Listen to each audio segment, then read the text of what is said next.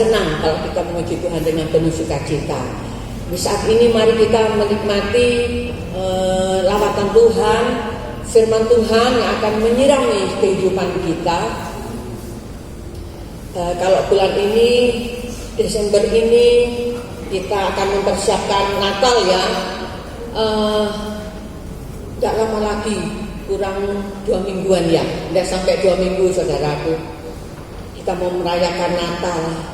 Tetapi sebagai umat Tuhan ya, kita harus sadar, kita harus mengerti ya bahwa apa inti Natal itu saudaraku. Jadi bukan hanya sekedar pesta pora. Natal itu luar biasa ternyata saudara ya. Meskipun belum kita merayakan ya, tetapi ini bulan Natal, saya ingin menyampaikan kepada saudara bahwa Natal itu menjadi berkat buat kita. Natal merupakan perwujudan kasih Allah. Saya ingin ya, karena Natal ini merupakan perwujudan kasih Allah, kita ingin semuanya semakin mengasihi. Amin. Mari kita baca di dalam 1 Petrus 1 ayat 22.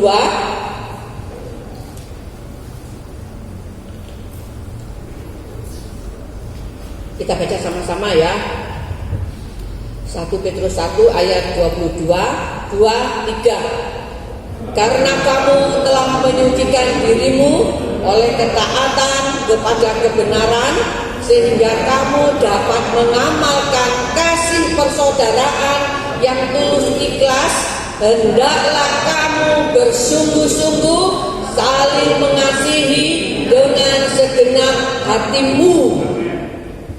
Ayat ini memberikan tekanan utama dalam hal mengasihi saudaraku, sehingga kita dapat mengamalkan kasih persaudaraan dengan tulus. Rasul Petrus benar-benar menegaskan ya bahwa orang-orang Kristen, orang-orang percaya, orang-orang Kristen, orang percaya kita semua saudaraku ya, harus mengasihi dengan sungguh-sungguh, dengan segenap hati. Bukan mengasihi dengan pura-pura saudara.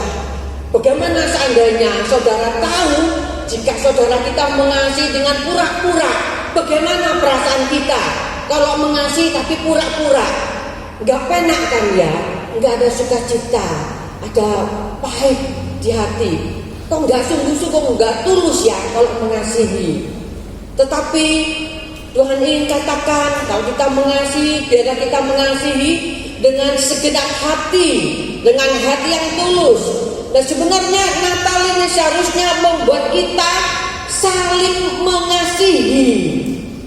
Natal seharusnya membuat kita dan mengingatkan kita supaya kita saling mengasihi, seperti di dalam Injil Yohanes 13 ayat 34 sampai 35. Demikian saya bacakan untuk saudara.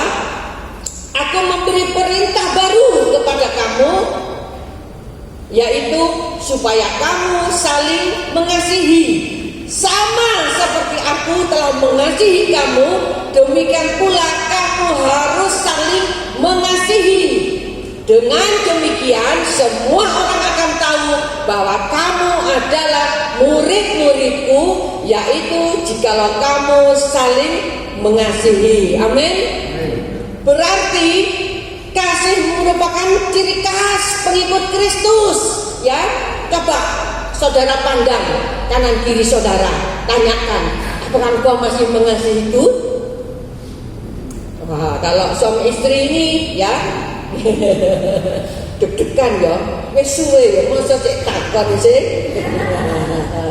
Kalau lagi pacaran ya pasti ya, wah aku kalau belahlah dadaku kalau ingin hatiku ya. Berarti kasih itu merupakan ciri khas terhadap setiap orang percaya. Amin ya. Nah saudara, kalau Natal merupakan perwujudan kasih Allah, maka Natal ini memberikan prinsip-prinsip kepada kita saudara ya. Yaitu yang pertama, prinsipnya begini saudara. Yang pertama, Natal itu mengajarkan kepada kita bahwa kasih adalah tindakan ya. Kasih kasih adalah action, tindakan, diwujudkan. Ya, di dalam Yohanes 3 ayat 16 Yesus sudah melakukannya. Ya, Yohanes 3 ayat 16, karena begitu besar kasih Allah akan dunia ini sehingga Ia telah mengaruniakan anaknya yang tunggal, supaya setiap orang yang percaya kepadanya tidak binasa, melainkan beroleh hidup yang kekal. Oh, haleluya. Saudara, Allah memberikan Yesus Kristus kepada dunia, kepada saudara dan saya melalui peristiwa Natal ini, saudara. Allah mengasihi manusia bukan hanya di pikirannya saja, bukan hanya di angan-angannya saja. Aku mengasihi manusia, tapi bukan hanya di angan-angannya saja, ya, dan bukan hanya di pikirannya saja atau perasaannya saja Allah pun mengasihi manusia, tetapi Allah mengasihi manusia itu disertai dengan tindakan, saudara. Bukan hanya perkataannya saja, tapi benar-benar diwujudkan kasih Allah, yaitu memberikan Yesus Kristus buat saudara dan saya. Amin, saudara. Itu wujud, itu tindakan nyata dari Allah, bahwa benar-benar Allah telah mengasihi saudara dan saya. Dia buktikan dengan satu tindakan, dengan action, yaitu tidak ragu-ragu dia memberikan Yesus. Diperingati kelahiran Yesus sebagai juru selamat. Jadi mengingatkan kita, benar-benar Allah itu mengasihi kita, dan Tuhan mengatakan biarlah kita juga saling mengasihi satu dengan yang lain. Itu perintah Tuhan, saudara. Dan kasih itu sendiri lebih besar, saudara. Kasih itu lebih besar dari yang lain. Kalau kita baca di dalam 1 Korintus 13 ayat 1 sampai 3, mari kita baca sama-sama biar tidak ngantuk.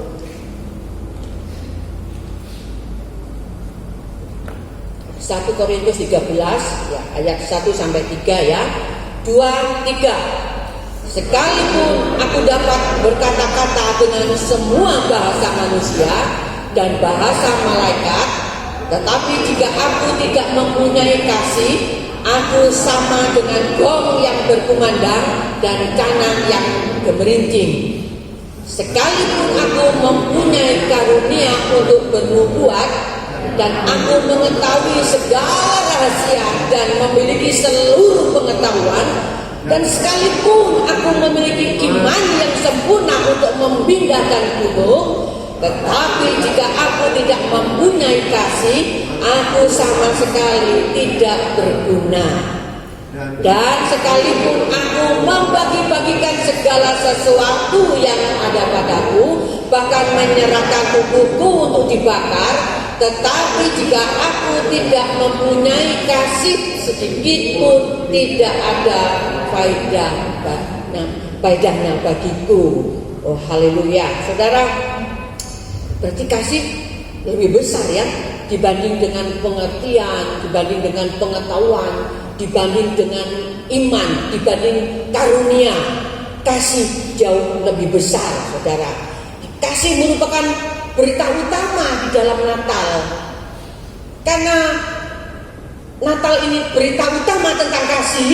Oleh sebab itu mari kita mengasihi satu dengan yang lain. Amin, saudara. Haleluya.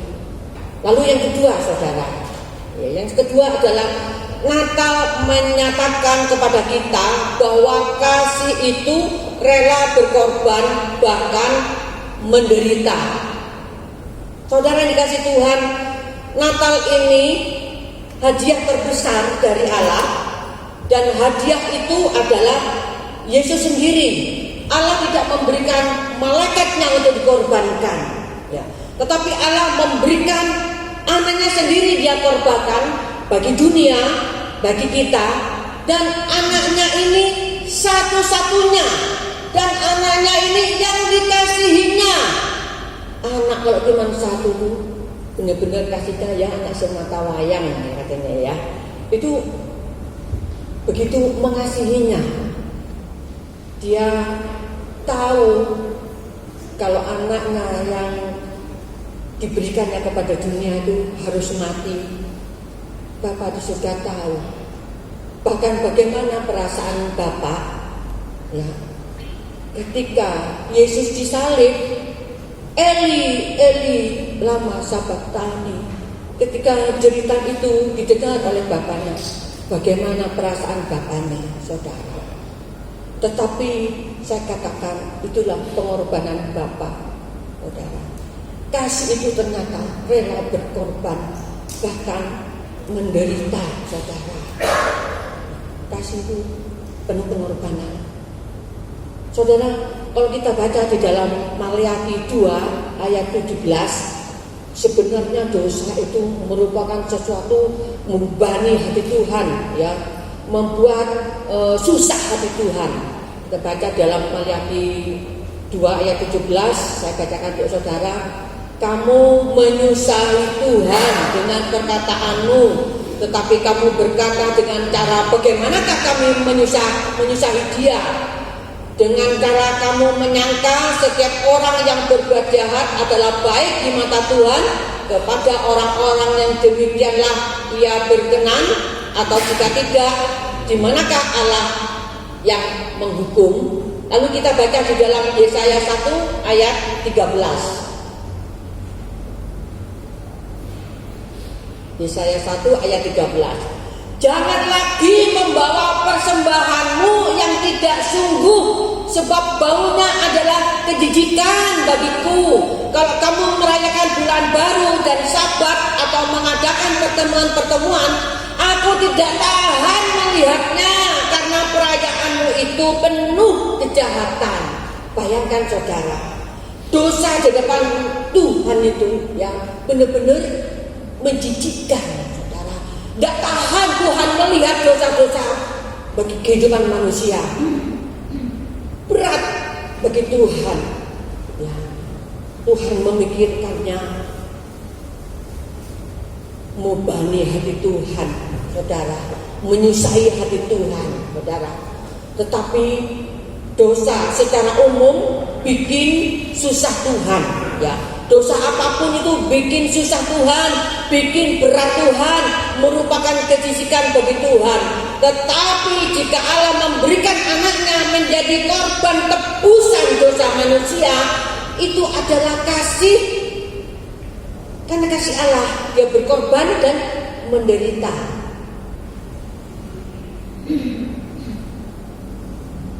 Apapun keadaan manusia yang berdosa ini, ya, itulah korban Allah. Dia berkorban, rela berkorban.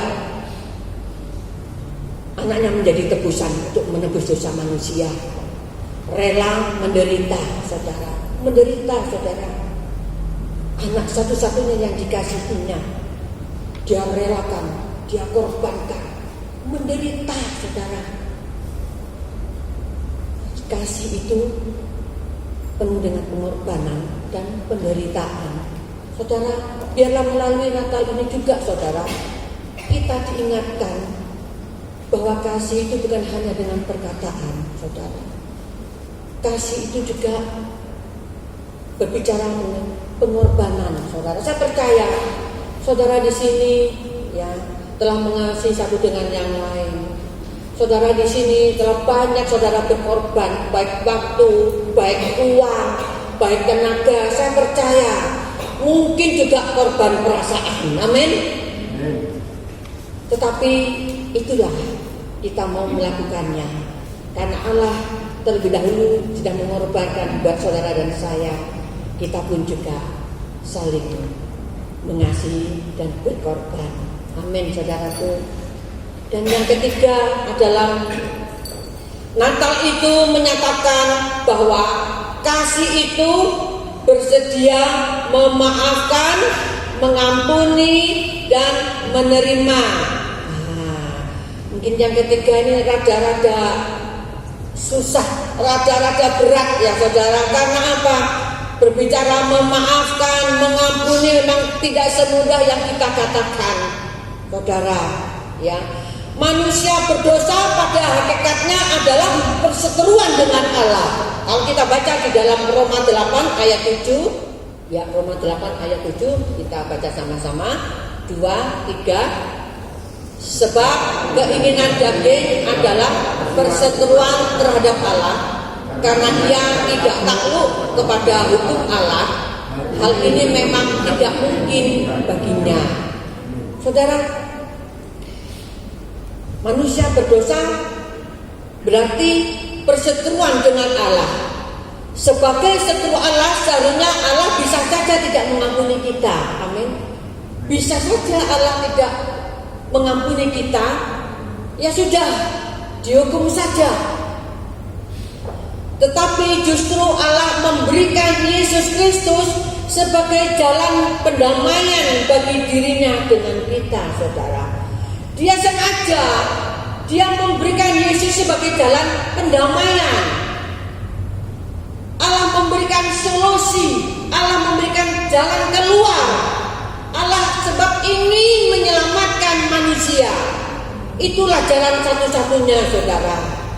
Jadi Allah itu bagaimanapun keadaan dan besarnya dosa manusia, Allah tetap memberikan pengampunan. Allah memaafkan, bahkan Dia menerima kita kembali, saudara. Oh, haleluya, saudara. Yesus sebagai satu-satunya jalan pendamaian, saudara. Dan kita bersyukur, kita mempercayai itu. Kita menerima Yesus sebagai juru selamat yang mendamaikan, memberikan perdamaian antara saudara dengan Allah. Saudara, kalau kita baca di dalam 2 Korintus 5 ayat 18 sampai 19, ya, saya bacakan untuk saudara. Dan semuanya ini dari Allah yang dengan perantaraan Kristus telah mendamaikan kita dengan dirinya, dan yang telah mempercayakan pelayanan pendamaian itu kepada kami. Sebab Allah mendamaikan dunia dengan dirinya oleh Kristus dengan tidak memperhitungkan pelanggaran mereka. Ia telah mempercayakan berita pendamaian itu kepada kami. Saudara, Allah menawarkan ya pengampunan kepada orang yang berdosa, yang tadinya menjadi seteru Allah, dan sekarang setelah kita mempercayai Yesus, kita diangkat menjadi anak-anak Allah. Wow, luar biasa, saudara. Setelah kita seharusnya dijatuhi hukuman oleh Allah, tetapi Tuhan menawarkan pengampunan melalui Yesus sebagai pendamaian. Setelah didamaikan melalui perantaraan Yesus, kemudian kita diterima lagi menjadi anak-anak Allah. Ini yang luar biasa, saudara, ya. Kehidupan kita pada umumnya, saudara, misalnya ada satu crash, ya, terus kemudian nggak nyapa. Suatu saat kita bisa baikan lagi nyapa, tetapi ada syarat, kadang ya wis nggak apa-apa, aku nyopo ya, tapi cok cedek meneh ya. Nah, masih ada embel-embelnya, saudara. Berarti masih belum menerima kembali. Itu memang kesulitan kita, ya, saudara. Kalau sudah ada selisih paham, ada masalah, ya, kita ya benar nyapa, ya benar kita tidak atur, ya. Tapi apa sih? Ojo tidak mana, ya. Biasanya begitu. Tetapi Allah mengajarkan kita, ya, supaya kita bukan hanya memaafkan, bukan hanya mengampuni, tetapi juga menerima kembali. Ada amin, saudara? Bisa, saudara? Udah ada suaranya, ya. Ya, saya percaya itu mungkin berat, ya. Tetapi ini berita Tuhan, ya. Tetapi kita mau belajar, ya. Sama, saya pun juga belajar, saudara. Tidak semudah itu, ya. Mengampuni, ya mengampuni. Tetapi untuk menerima kembali itu mungkin perlu waktu, ya, dan apa? Itu proses, ya. Tetapi kita mau belajar, ya, apa yang dikatakan Tuhan ini benar. menjadi anak-anak Allah, ya, kita harus bisa, saudara. Di dalam Galatia 4 ayat 5 dikatakan, Galatia 4 ayat 5, ia diutus untuk menebus mereka yang takluk kepada hukum Taurat, supaya kita diterima menjadi anak. Dan saudara telah diterima oleh Tuhan menjadi anak, ya. Kita juga bisa menerima orang-orang yang mungkin dulunya menjadi seteru kita. Kalau kita sudah baik, ya kita terima lagi menjadi saudara sendiri buat kita. Amin.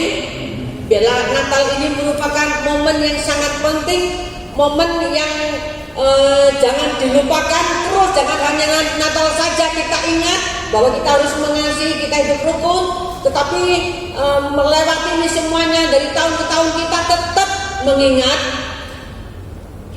bahwa Allah telah mengasihi kita. Sebab itu kita juga mengasihi saudara-saudara kita, saudara. Natal seharusnya mengampuni. Kalau Tuhan melalui Natal ini mengampuni orang yang berdosa dan menerima orang yang berdosa, ya. Melalui Natal ini mari kita mengampuni, memaafkan, menerima orang yang kita kasihi. Mau memaafkan, mau mengampuni orang yang pernah menyakiti hati kita. Kalau kita tidak bisa memaafkan, tidak bisa mengampuni, kita bertanya, masih adakah kasih di dalam hidup kita, saudara? Kita memeriksa kehidupan kita, hati kita. Saya percaya kalau kita memiliki kasih Allah, kita pasti bisa memaafkan, mengampuni, menerima dia sebagai saudara kita. Kalau Natal merupakan satu peristiwa pengampunan buat kita yang bersalah, mengapa kita tidak mengampuni orang lain yang bersalah kepada kita? Natal ini momen, dan kalau lagu tadi mengatakan hidup ini adalah kesempatan untuk melayani Tuhan. Saya tambahkan, Natal ini kesempatan buat kita memaafkan, mengampuni orang lain. Amin, saudara. Selagi masih ada waktu, ada seorang yang meninggal, saudara, saya tahu itu berseteru dengan saudaranya, belum nyapa, saudara. Saya takut karena ada penghakiman nanti, saudara, pada akhirnya. Dan Tuhan juga katakan, bukan orang yang berseru-seru kepadaku, Tuhan, Tuhan, aku sudah mengenal Engkau. Tetapi Tuhan katakan, nyala, aku tidak mengenal Engkau. Karena orang yang mengenal aku adalah orang yang melakukan kehendak Bapa di surga. Kalau Bapa menyatakan, kalau Bapa mengatakan kepada kita, kasihilah sesama manusia, berarti kita juga harus mengasihi, saudara. Ampunilah mereka karena aku sudah mengampuni kamu. Kita wajib melakukannya. Karena itulah sebagai ungkapan kalau kita mengasihi Allah, kita melakukan apa yang menjadi kehendak Allah. Amin, saudaraku. Ini kesempatan buat kita hari ini, saudara. Ya, bukan hari ini. Terus Natal ini mengingatkan kepada kita supaya kita mengasihi satu dengan yang lain. Kiranya kita memeriksa, saudara, masih adakah stok ada seseorang yang belum kita memaafkan, mengampuni? Adakah stok yang masih tersisa? Tuntaskan. Justru ini kesempatan selagi kita masih hidup. Amin, saudara.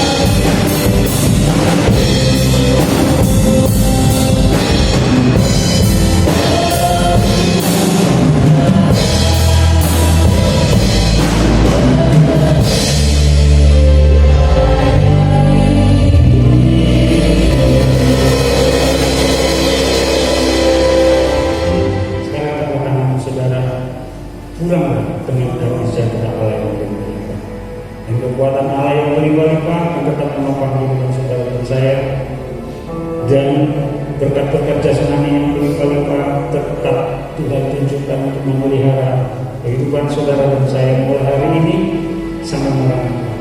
Semuanya kami peroleh dalam persekutuan dengan Allah Bapa, Putranya yang tunggal, Yesus Kristus Tuhan kita, dan Roh Kudus menjamin saudara dan saya akan menikmati janji-janji Tuhan. Di dalam nama Tuhan Yesus Kristus yang percaya boleh katakan